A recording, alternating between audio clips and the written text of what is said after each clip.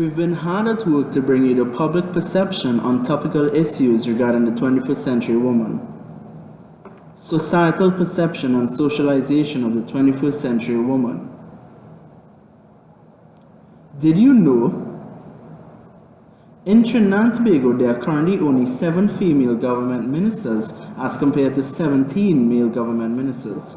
Additionally, Trinidad and Tobago has only ever had 1 female prime minister. According to the United Nations 2015 report, women as a group work as much as men, if not more. Only 50% of women of working age are in the labor force as compared to 77% of men. While more women have been working, these jobs have not been in the most prestigious occupations. While more women are entering the workforce, the problems of the wage gap and women having the opportunity to obtain higher positions in their careers remains a large one. Clearly, the glass ceiling remains a reality for the vast majority of women. We came to you. What did you have to say? We sat down with Tiola for a chat. This is my friend Tiola, and I'll be interviewing her from our project. So Tiola, do you feel like the roles expected of women today are different than in previous times?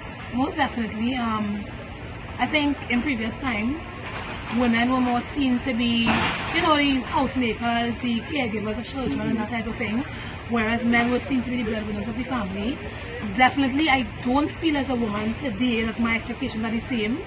I think as women now, we may not be what we want to be, let me just say that, but I think we're a lot more open to seeing women now taking on the role as breadwinners, more women being more career oriented, and they're understanding now that we can do both. We can have careers and we can also take care of our family, take care of our household. So I think definitely the roles of women today compared to previous years or in the 80s, maybe the 70s, I think has definitely changed drastically. Okay, I understand. In terms of dress code, do you feel like there are more restrictions on women than men? Yeah. Of course. It's a touchy topic, because I think just recently we had the issue where they were talking about dress code for teachers. Honestly, I think a lot more pressure is placed on how women dress in the workplace, because sadly to say we live in a society where women are objectified or seen as objects, and or sexualize them rather than just be playing with it. If you have a woman who, how can I say it, who was a good figure, right. I think if they wear something that shows the figure, then sometimes you can't really hide it.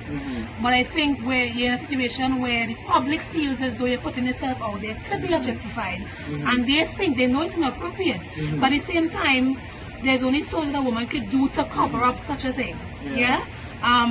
Of course there must be balance, because you do have a good figure doesn't mean you'd overdo it and just wear anything, because of course there would be certain things that are okay for work and okay for clubbing. You wouldn't wear something that you wear to the club to work. True. But at the same time, a lot of the times what a woman wears,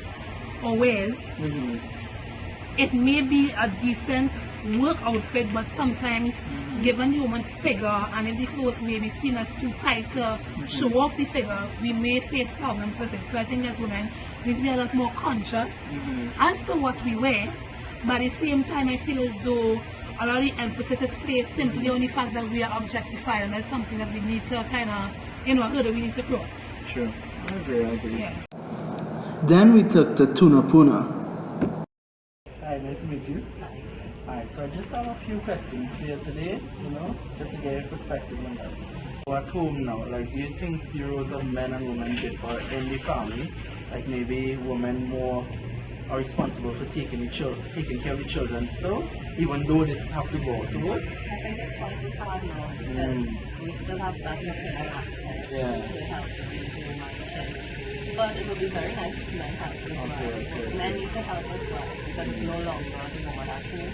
We are both working, so we take turns and help.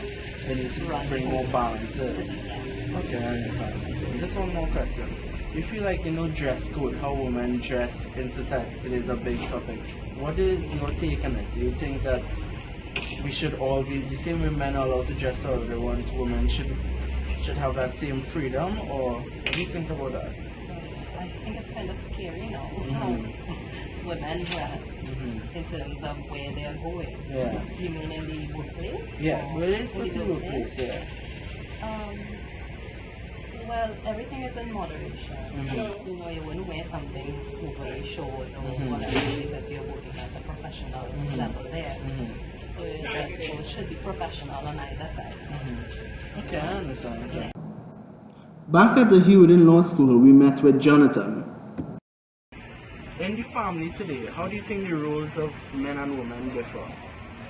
Well, today, traditionally, men were seen as breadwinners and women caregivers. But today, as the society is changing, ways are modernizing, women are expanding into traditional roles, more traditional roles to suit their gender.